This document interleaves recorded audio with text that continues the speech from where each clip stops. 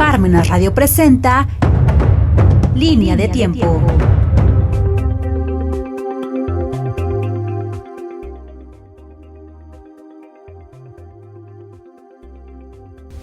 Estamos en su programa La Línea del Tiempo. Sintonízanos en parmenasradio.org. Su servidor, el padre José Luis Bautista González.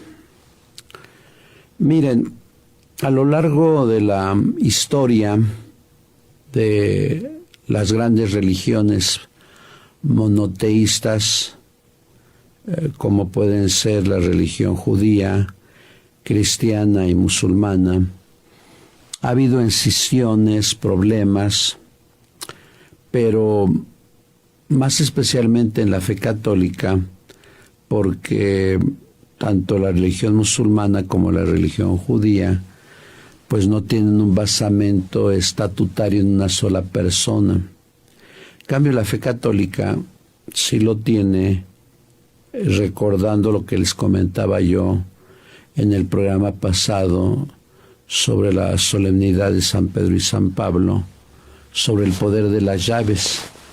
Tú eres Pedro y sobre esta piedra edificaré mi iglesia.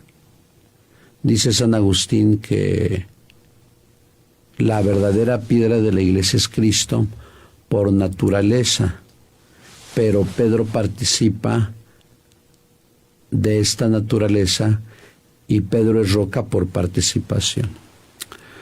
Y se entendería que la Iglesia Católica, a lo largo de 20 siglos, y recordando la promesa de Jesús, los poderes del infierno no acabarán con ella. Ha habido problemas que podemos identificar con 3 palabras: la herejía, la apostasía y el cisma.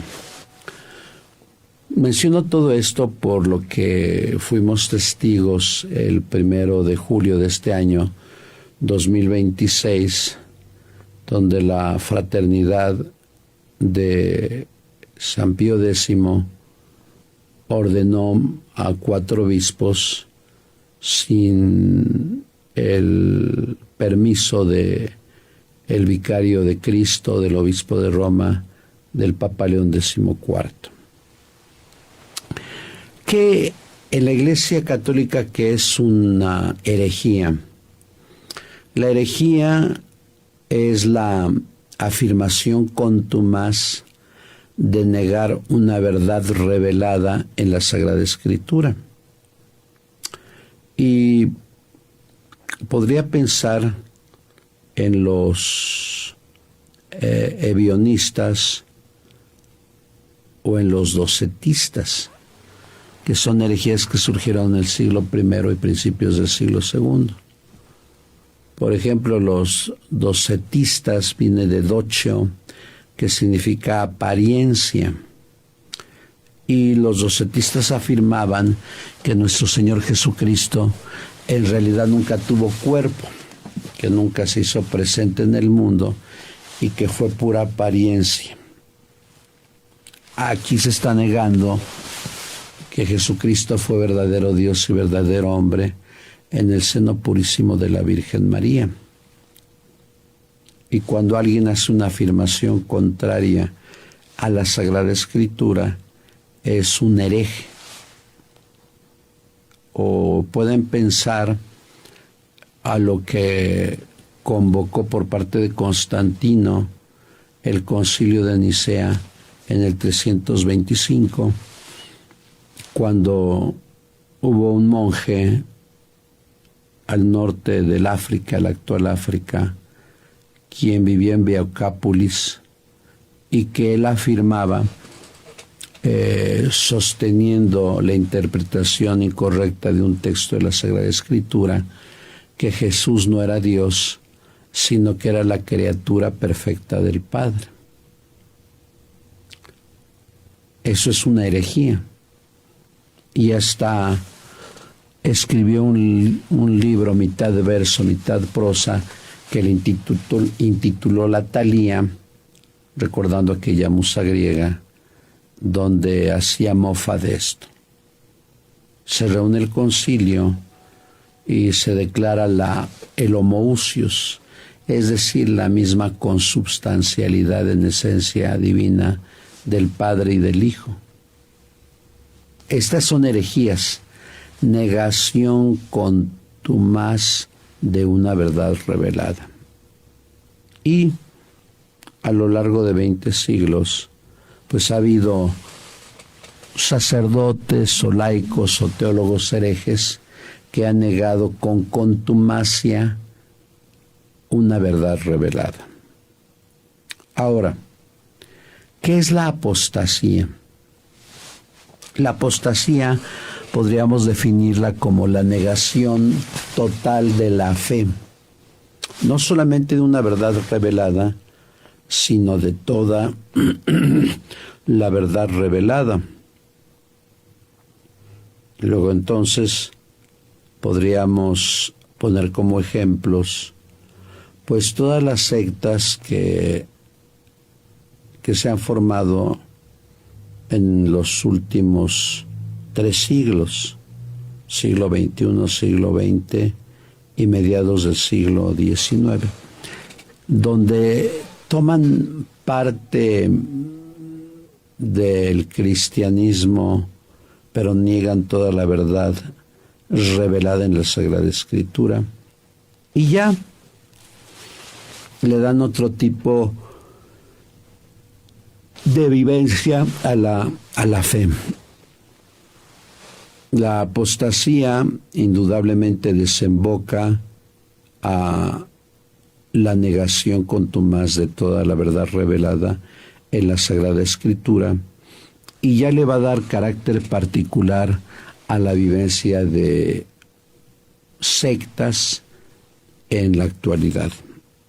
Claro, se entiende que la apostasía es resultado de la falta de argumentos dentro de la fe cristiana, o la mala interpretación de los textos bíblicos, o como algunos hombres, en su mayoría, han soslayado la tradición de la Iglesia o aún el magisterio de la Iglesia e interpretan a modo particular la fe.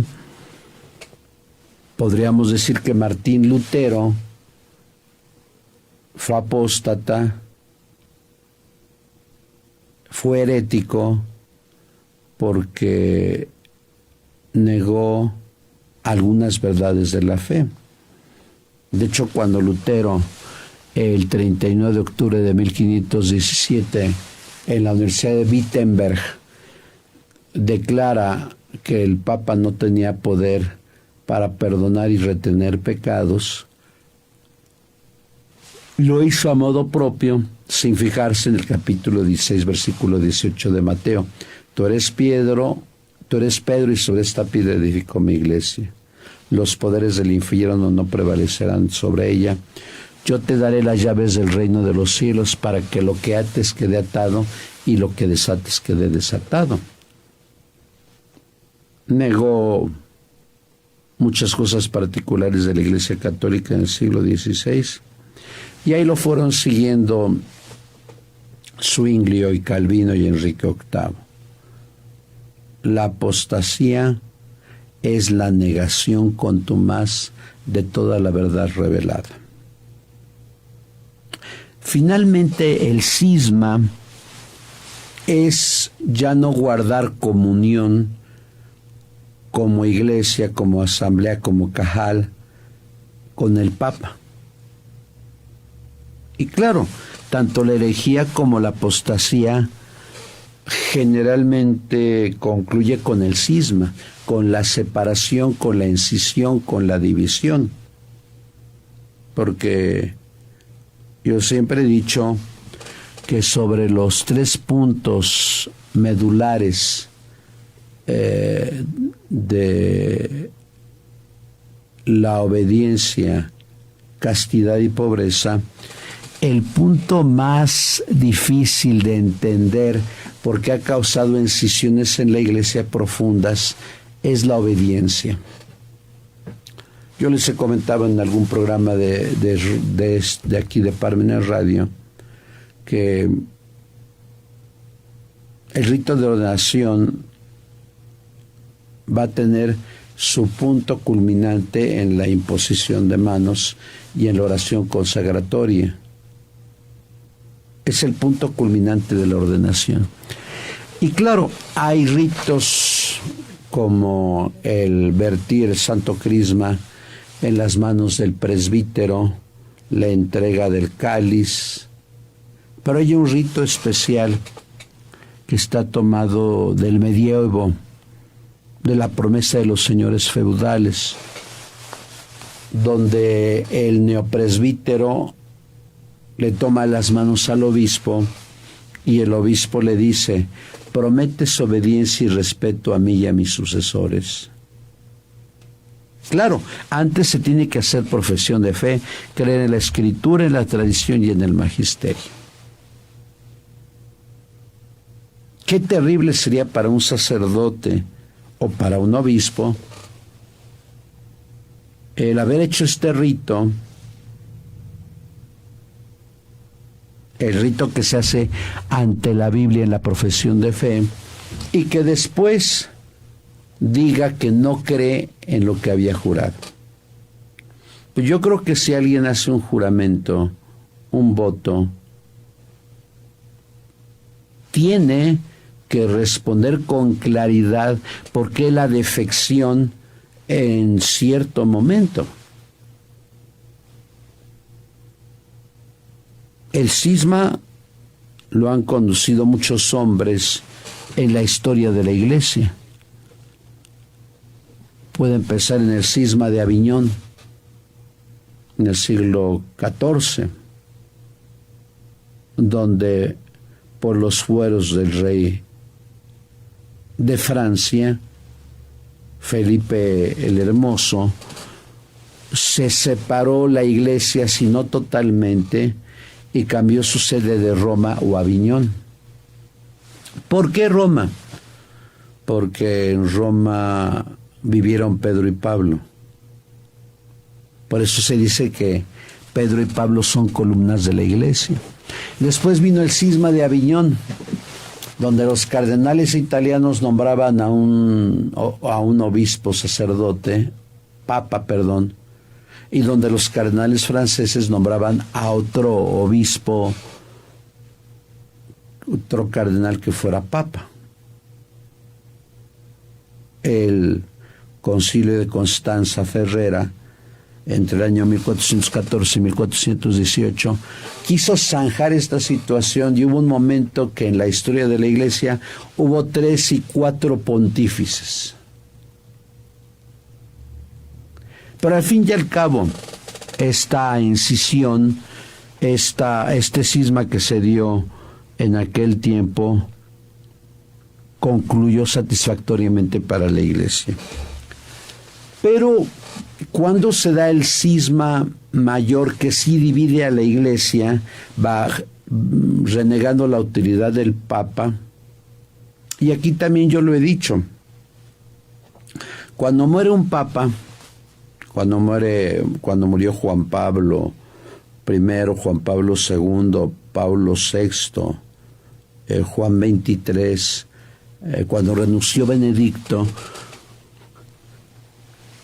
en realidad no se busca al sucesor de Benedicto ni de Francisco. Eso sería negar la raíz del primado petrino. No, se busca al sucesor de San Pedro, porque Pedro es caput, cabeza, piedra por naturaleza, y Jesús es la verdadera cabeza. Pedro es cabeza por participación y Jesús es cabeza por naturaleza. Pues resulta, eso ya se los he explicado alguna vez, que Lutero malinterpreta el capítulo 10 de la carta a los Romanos: baste que declares con tu boca que Jesús es el Señor y serás salvo. Entonces Lutero, que por cierto era doctor en Sagrada Escritura, él dijo que no eran necesarias las obras. Baste que declares con tu boca que Jesús es el Señor y serás salvo. Al decir esto, Lutero estaba negando primero muchos pasajes de la Sagrada Escritura. Estaba negando la tradición de la Iglesia. Y claro, cuando dijo que el obispo de Roma, en aquel tiempo León X, no tenía el derecho de las indulgencias, pues indudablemente estaba en contra del poder de las llaves Lutero.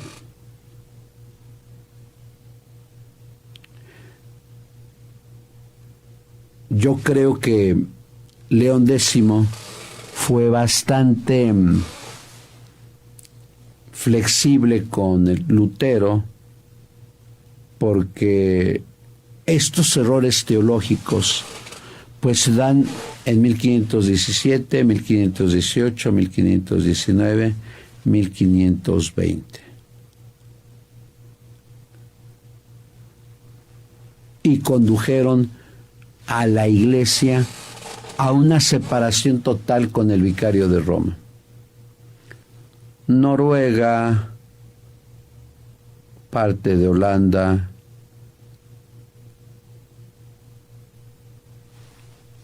Suiza, Suecia, bueno, algunas partes, Finlandia, una parte de Alemania, se separaron y omitieron, en este caso Lutero omitió 15 años de historia de la Iglesia Católica. Y ahí se fue desencadenando el cisma hasta concluir con Enrique VIII en 1534. Ahora, ¿cómo se da el cisma con la sociedad de San Pío X? Miren, todo empieza por la falta de comprensión de Marcel Lefebvre ante los resultados de la primera sesión que tuvo el concilio cuando la presidía Juan XXIII en el año 1962.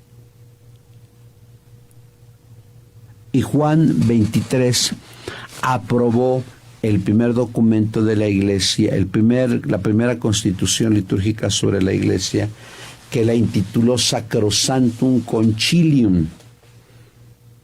Fue el único documento que aprobó Juan XXIII. Después las tres siguientes constituciones, los decretos y las declaraciones, fueron aprobadas en las siguientes tres sesiones por el gran Papa Giovanni Battista Montini Paulo VI. Pero yo he de tener, y no traje esta vez ese libro, yo he de tener la primera edición de el Vaticano II, donde de las 4 constituciones, la Sacrosanctum, la Lumen Gentium, la Dei Verbum y la Gaudium et Spes, la que tuvo mayor votos en contra fue la Sacrosanctum Concilium. No recuerdo el número exacto, pero de las 16 documentos del concilio, la que tuvo mayores votos en contra fue esta. Pero ya era algo que pedía el pueblo, a gritos, porque podríamos pensar históricamente hablando, cuando Jesucristo realiza la primera Eucaristía, se entiende, se infiere que habló en arameo, que era la lengua que impuso un conquistador en nuestros pueblos semíticos. Y así, cuando el cristianismo se fue desarrollando en el Imperio Romano, se optó por la lengua árabe, el copto, el latín etcétera, etcétera. Es decir, por pura lógica, comunicaban el mensaje evangélico por la lengua nativa para que la gente los entendiera. Pero con el paso del tiempo y ante los problemas de Lutero y de los cismas, se pidió que en el mundo entero la iglesia fuera en latín. La misa fuera en latín.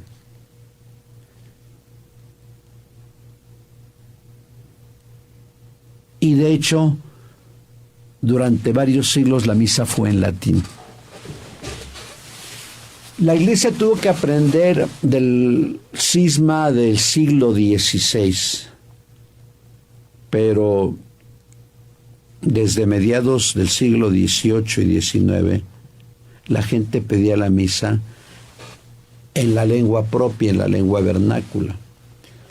Y le llegaron cartas a su santidad Pío IX, después a Pío X, luego a Benedicto XV, a Pío XI, a Pío XII, donde era urgente que la lengua no fuera el latín, porque no todos conocían el latín y hablaban el latín, sino que se permitiera el uso de la lengua vernácula, de la lengua propia, de la lengua original de todos los pueblos, para hacer más comprensible la Eucaristía. Que de hecho la Sacrosanctum Concilium proclama a voz en cuello esto. Pero hubo un obispo que se llamó Marcel Lefebvre, que él consideró que lo que estaba haciendo el concilio era romper con la tradición que ya se tenía en siglos. Pero hay una cosa importante. Se entiende que los concilios, los sínodos, son para arreglar dos problemas fundamentales o para la mayor comprensión de un problema.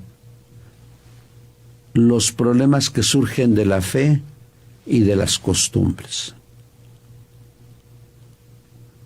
Esto ya había pasado, ustedes más no recuerdan, en el Concilio de Jerusalén, año 49, Hechos de los Apóstoles, capítulo 15, cuando la gran interrogante era: para que alguien sea cristiano, ¿tiene que pasar por la ley mosaica y por la circuncisión, sí o no? Y se reunieron los apóstoles, los presbíteros, ahí estaba Pablo, ahí estaba Silas, ahí estaba Bernabé, ahí estaba Pedro, Santiago el menor, porque Santiago el mayor había sido asesinado unos años antes. Pero la gran problemática era esa. Pidieron ayuda del Espíritu Santo y solamente pidieron 4 condiciones y dijeron: la circuncisión no se tiene que hacer. Y aquí hubo un camino de elección. Entender cuál es la ley suprema de la Iglesia que no se debe de cambiar y cuáles son las leyes positivas que sí se pueden cambiar. Y aquí está el meollo del asunto. Y no lo pudo entender Marcel Lefebvre. Claro, he de decir que los papas, empezando por Juan XXIII, Pablo VI, Juan Pablo I, Juan Pablo II, Benedicto XVI, y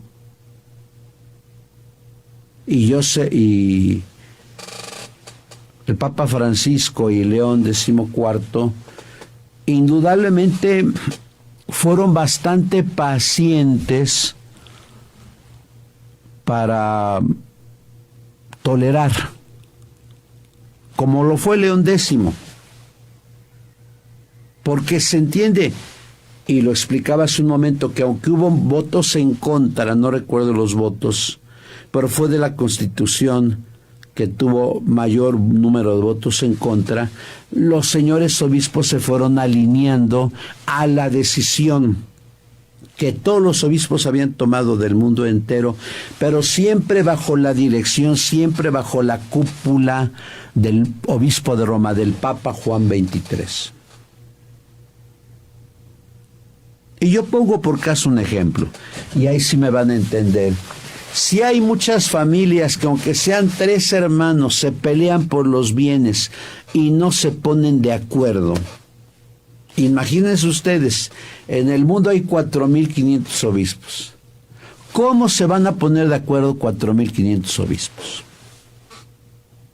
Yo recuerdo aquello que puso en un desplegado Hans Kuhn o Hans Kühn, cuando eligieron a Benedicto en el 2005, él puso un desplegado en el periódico donde pedía que todos los obispos eran iguales y que no se le debía obediencia al obispo de Roma. Porque al final Hans Kühn terminó siendo un cismático, separado de la obediencia al romano pontífice. Por eso, al examinar la respuesta de el sucesor de Marcel Lefebvre, uno puede pensar dónde dejaron la tradición, el magisterio y la escritura. Pero también uno puede decir, ¿qué es lo que se puede cambiar dentro de la Iglesia? ¿La ley divina, el derecho natural o la ley positiva? La ley divina nunca se va a cambiar. Y el propósito fundamental del Concilio Vaticano II en las 4 constituciones, liturgia, divina revelación, iglesia y los gozos y esperanzas, nunca se cambió la ley divina. La vitalidad de la Sagrada Escritura debe de prevalecer, pero sí se puede cambiar la ley positiva. Y es lo que no entendió Marcel Lefebvre. Si alguno de ustedes me está escuchando y tiene más de 80 años, recordará que las misas se hacían de espaldas al pueblo, se hacían en latín, y los fieles, estando en la Eucaristía, preferían rezar el rosario. No le hacían el menor caso a la misa. Claro, el latín es hermoso, el Utqueon laxis, el resonare fibris, el mira gestorum, el famo lituorum, el salve polutig, el santo Johannes. Pero ¿quién podría entender el latín? Lo que hizo el Papa Juan XXIII se lo pedían los obispos de todo el mundo por medio de cartas. Y claro, también se pidió que los altares fueran despotrados de los lugares donde estaban y se pusieran en medio.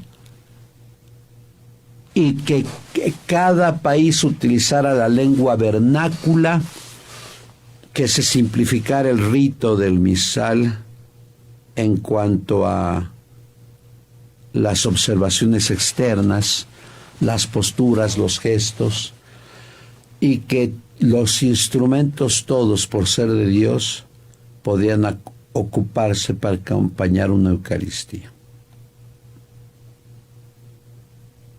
Y que las mujeres pudieran acceder al presbiterio. Finalizo. Se ha creado un cisma porque el 1 de julio se ordenaron 4 obispos sin autorización del Papa.